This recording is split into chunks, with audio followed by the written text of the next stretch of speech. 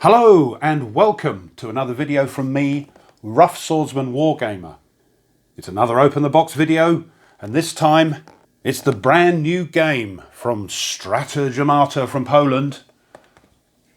How the West was Saved. The Russo-Polish War, April till October 1920. And many thanks go to Adam from Strategemata for sending me this review copy. Thank you very much. Now, this is a game by Stephen Pohl, and some of you may recognise that name because he's quite a prolific game designer. Has designed games for White Dog games, including 1944, War in the West, and War in the Pacific, as well as for Legion games, the Battle of Blenheim, 1704. So, what's all this about?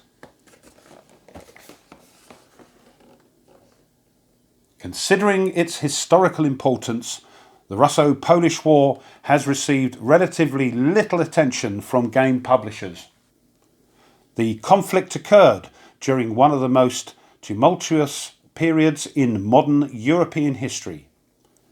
It reflected, and to an extent defined, the nature of the ideological struggles which were to beset much of the 20th century.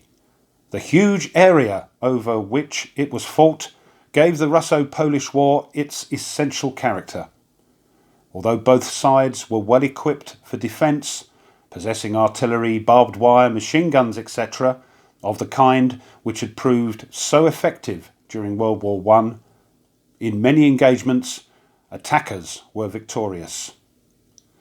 This was not because of the superiority of attacking weapons. Aircraft and tanks were few in number and unreliable. Cavalry was the main mobile strike force for both sides, as it had been for centuries. Rather, the reason seemed to have been the potential for surprise attacks. The vast open spaces meant that any defensive position could be outflanked, and reinforcements were usually several days away.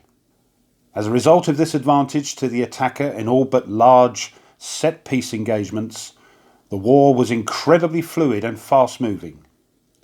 In the space of less than a year, the Poles chased the Russians to the gates of Smolensk, only to be pushed back to Warsaw before finally turning the tide, the miracle of the Vistula, and once again advancing deep into Russia, thwarting Lenin's ambitions to export revolution to Western Europe at a time when many countries were at their most vulnerable to Bolshevik ideology. Ooh. Here's an example, an overview of the map. The complexity is medium by the looks of it, and the solitaire suitability is sort of medium-low. And in this box we get a 16-page rulebook, setup card, 2 6-sided dice, 1 red, 1 white, 48 by 68 centimetre map, 216 unit counters and game markers, and 40 random event cards. And there's an example of one there.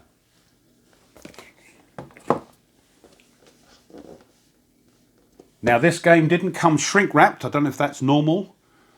So there's no need to remove the shrink wrap. So let's open the box. So, quite a thin box, as you can see. I do like the artwork on the box lid though. Right, let's have a look. First thing we see is advert card from Strategemata. I think most of their games have one of these included, which shows you the sort of things they do. They specialise in Polish conflicts, of course, being a Polish company, but across quite a wide timeline. Next, we've got a setup card. Let's move that out of the way over there. Here we are, the setup card.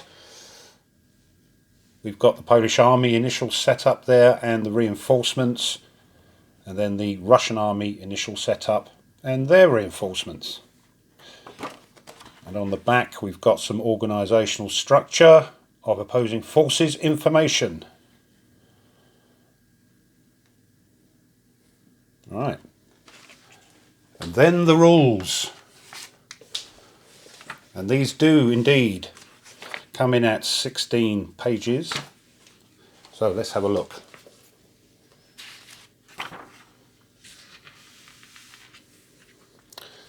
Game components, the units, the map, sequence of play, random events, that's your cards. And here's an example of one of the cards and how to play the random event cards. Determine resource points, depot actions, or is it depot actions? Overview, the cost and removing them, and some diagrams. Establish a new depot and check in supply status. Check supply status. Combat unit movement, activation, costs, command, unit movement and combat. There we are.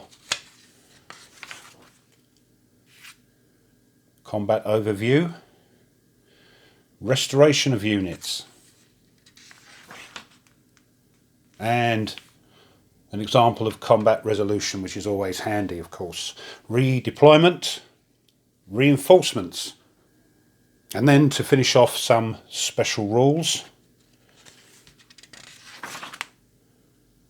Credits, designer notes, background, the course of the war. This is always welcome for us wargamers, a bit of background information, especially if you're not familiar with this conflict. And some selected further readings. So, them's the rules. Now next, there should be some counters in the box. And there were indeed some counters in the box. But when I received it, they had exploded into the box and come off the sprue. They come out very easily, which is a good thing. So what I've done is reconstituted them into the sprue, and we'll show you them now. So here are the counters. 2 half sheets. I can't pick them up because they'll fall out. But you can see there are the units. And I think these are the Poles. Here's the Russians. Got some Ukrainian units there. And a couple of Lithuanian. Some HQs, looks like some supply markers, activation markers, resource points. Okay, let's see if I can show the other side. Here's the other side of the counters. Pretty much the same. I don't know if these are reduced sides here. But we've got defender counters there. And quite a few blank. They're blank on the other side as well. I don't know if that's just they're just blank or they have a use. We'll find out. Them's the counters. Next thing in the box is a mounted map. And we'll show you that in a moment. Along with a couple of dice. And what looks like sort of errata counters for the HQs. Yeah, initial setup errata, so those are there, so that's good. And last but not least, the cards themselves. So let's have a look at those. On the front is a sort of reproduction of the box lid art. So what have we got? We got insubordination. And what happens is, I believe that whoever picks it, the Polish or the Russian side, this is the bit that applies to you. Hands off Russia.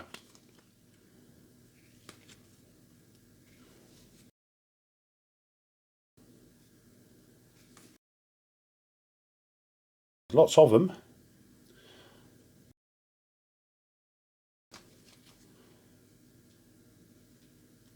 Polish mistake a herd of bullocks for Cossacks and retreat.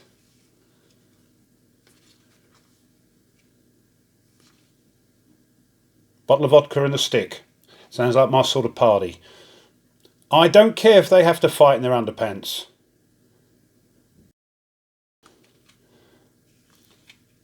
There we are. Round of event cards. Let's get the map out.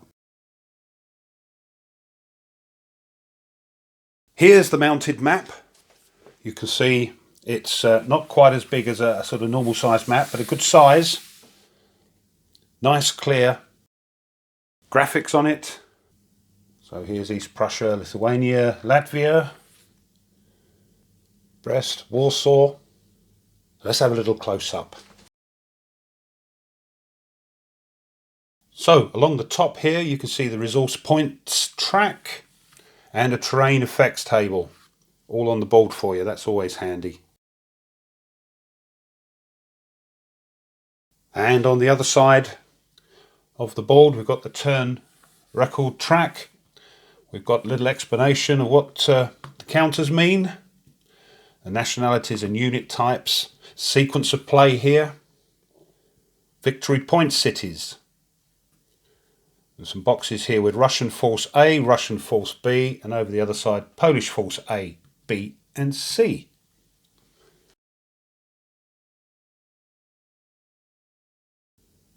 And here's a little bit of a close-up of the rest of the map.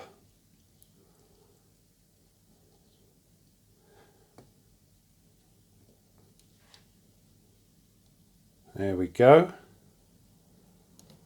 That's the map. So there we are. This has been an open the box video of How the West Was Saved, the Russo-Polish War, April to October 1920. The new game from Strategemata by Stephen Pole. Hope that's been of help and you've enjoyed it. If you have, please subscribe, like the video, push the bell, make a comment, all that sort of thing. And as always, thanks to my subscribers, thank you. So, till the next time, you take care and goodbye.